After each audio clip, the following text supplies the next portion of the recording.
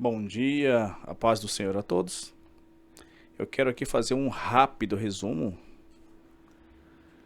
recapitular um pouco aquilo que nós já estudamos nas lições passadas, na lição da apostila dos profetas maiores e profetas menores.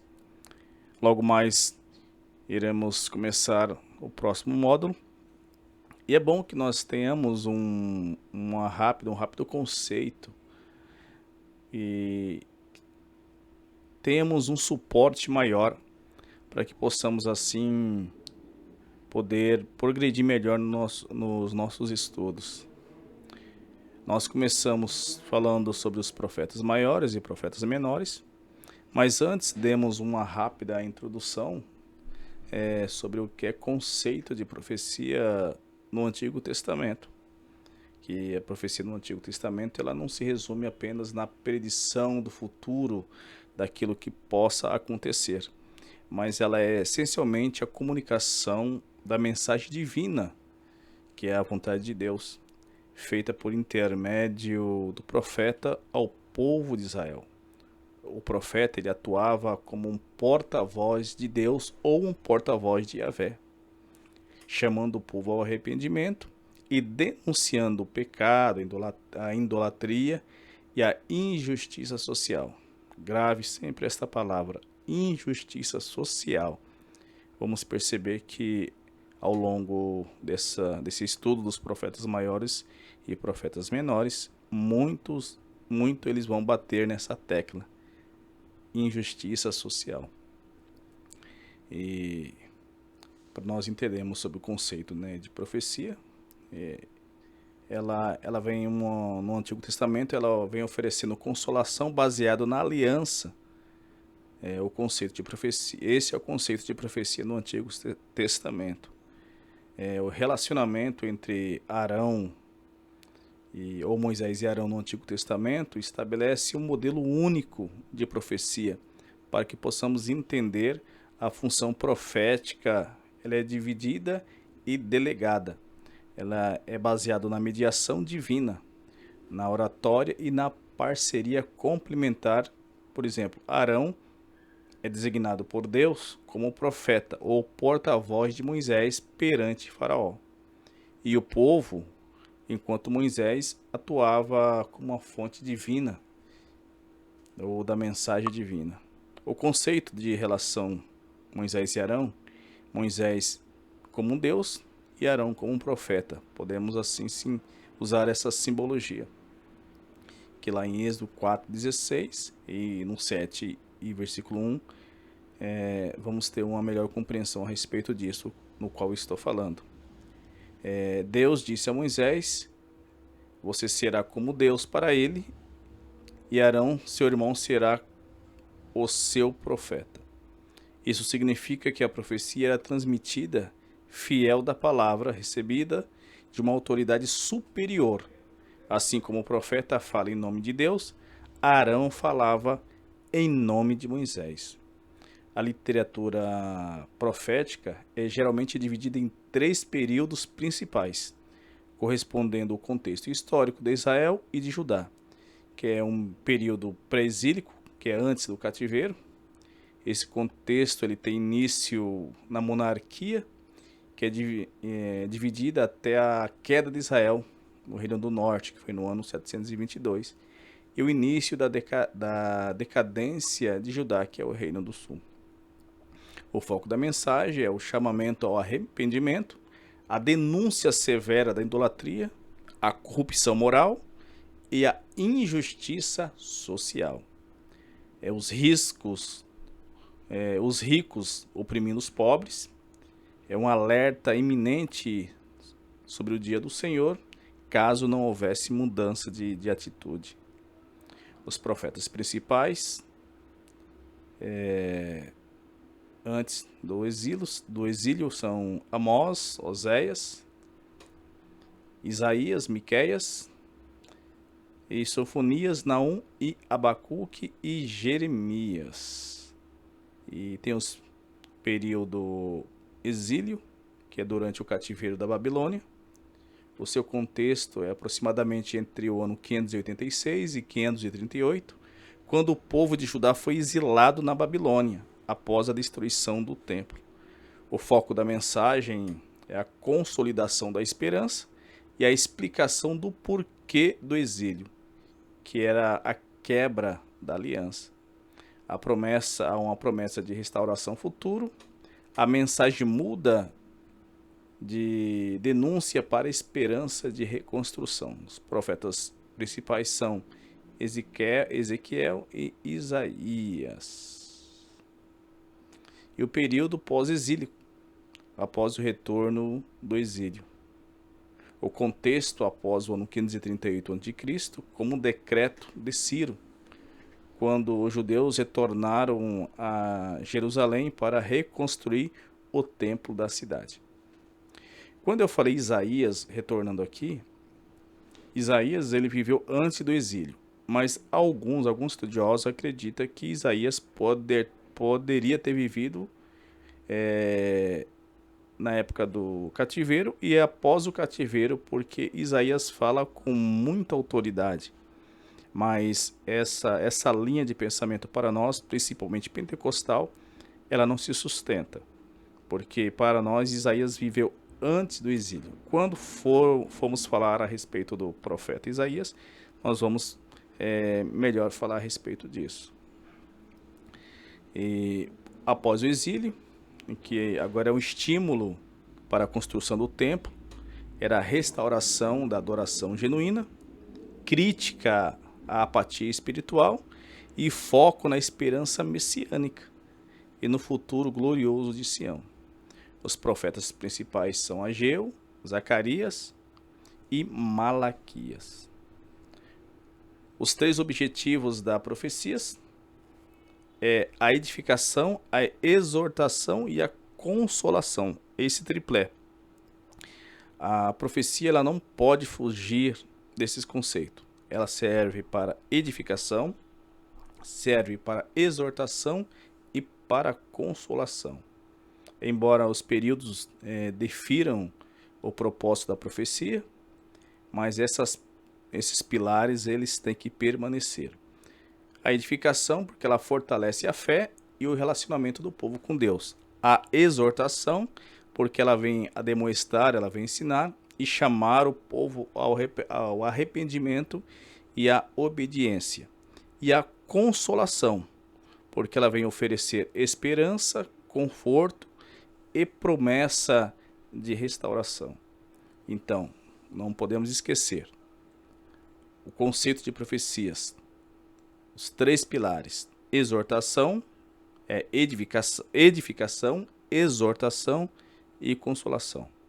Profecia que traz confusão não está dentro desse conceito e dificilmente podemos ter como uma profecia divina. Essa seção é geralmente dividida em profetas maiores, que é pela sua extensão de texto, e profetas menores, que são os textos mais curtos. Não que significa que um profeta era mais importante do que outros. Todos eles tinham de igual modo importância dentro do cânon sagrado. Eles caracterizavam-se pela autoridade, geralmente introduzidas por "assim diz o Senhor". Vamos escutar muito isso, os profetas dizendo "assim diz o Senhor". Não falavam de qualquer maneira, porque, como já foi dito e os irmãos sabem, a profecia naquela época ela tinha muito valia. Então, se alguém dizia "assim diz o Senhor" e tal profecia não acontecia, o profeta ele era condenado até a morte, porque diferentemente, infelizmente, de hoje, não se usava o nome de Deus aleatoriamente.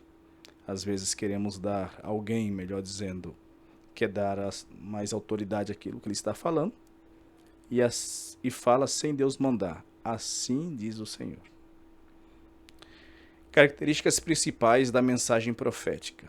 O foco no presente, que embora tivesse ou previsse o futuro, o objetivo principal era transformar o comportamento atual, corrigindo os erros sociais, econômicos e também erros religiosos. Mensagem de justiça, que denunciava o abuso do poder e a exploração dos pobres e a quebra de mandamentos e princípios. Um aviso do juízo e esperança alternava entre alertas severos sobre o castigo, como exílio, e mensagem de conforto e esperança na aliança com Deus. E compromisso com a verdade. Eram mensageiros fiéis que falavam em nome de Deus, não eram mensagens próprias, mensagens forjadas, mensagens manipuladas, mas eram mensagens fiéis que falavam em nome de Deus. Os profetas, eles atuavam como consciência da nação, lembrando o povo de sua história, dos seus compromissos e lembrando do seu Criador. E os profetas, vamos começar falando sobre os profetas maiores. Entre os profetas maiores, nós não podemos esquecer que todos eles têm grande importância. Mas existem profetas, sim, que são profetas mais mencionados, profetas mais conhecidos. Por exemplo, o profeta que nós iremos começar agora falando. O livro do profeta Isaías. Livro muito conhecido, muito lido, muito pregado, muito estudado. E vamos falar um pouco sobre o livro do profeta Isaías, começando com os profetas maiores. O livro de Isaías, um dos principais profetas do Antigo Testamento.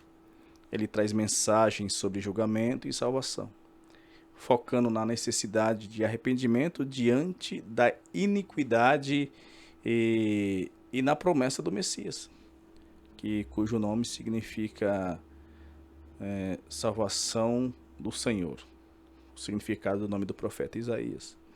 Ele viveu em Judá e profetizou por cerca de 60 anos. Ele condena a corrupção moral, a alianças políticas, chamando o povo à fidelidade de Deus. Quem era o homem Isaías? A identidade, o que nós sabemos a respeito dele, que ele era filho de Amós, que Isaías viveu em Jerusalém e era um homem de respeito, e possivelmente ele tinha acesso à corte real. A tradição judaica indica que o profeta Isaías era de linhagem real e possivelmente parente de reis de Judá, com relatos sugeridos que ele era primo do rei Uzias. Isaías viveu na corte, teve livre acesso aos monarcas e serviu como conselheiro político e religioso durante os reinados de Uzias, Acás e Ezequias. O seu chamado teve uma visão impressionante de Deus no templo, onde ele foi chamado para ser profeta, naquele célebre relato lá de Isaías capítulo 6, onde ele aceita a missão e diz: eis-me aqui. O seu contexto: ele exerceu seu ministério durante os reinados de Uzias e Jotão, Acás e Ezequias. É um profeta de grande rebeldia das nações e da Síria. A sua vida familiar: ele foi casado com uma mulher chamada profetisa e teve filhos cujos nomes funcionavam como sinais proféticos. Exemplo: os seus nomes dos filhos é Shear, Jassaúbe, Imaer, Shalá, Ras, Baás. Eram filhos que os seus nomes funcionavam como sinais proféticos. A mulher de Isaías era chamada de profetisa, mas ela nunca profetizou. Ela era chamada de profetisa porque ela foi casada, não só porque ela foi casada com um profeta, mas porque os filhos que ela teve, ela gerou profetas. E por ela gerar profetas, ela é tida como profetisa. E os filhos de Isaías não dizem também se eles foram profetas, se eles profetizaram. Mas os seus nomes já eram uma profecia em si. E esses filhos não eram apenas descendentes, mas a encarnação viva das profecias de Isaías, servindo como sinais para o rei Acas e o povo de Judá durante tempos da ameaça política.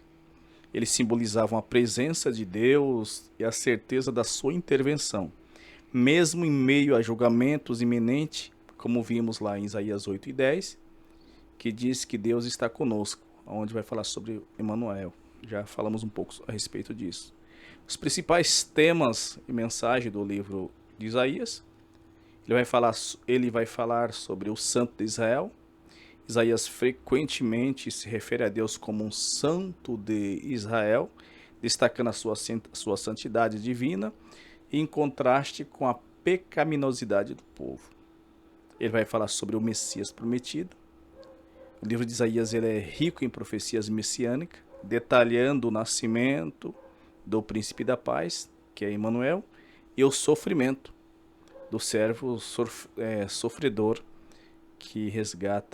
para resgatar o povo.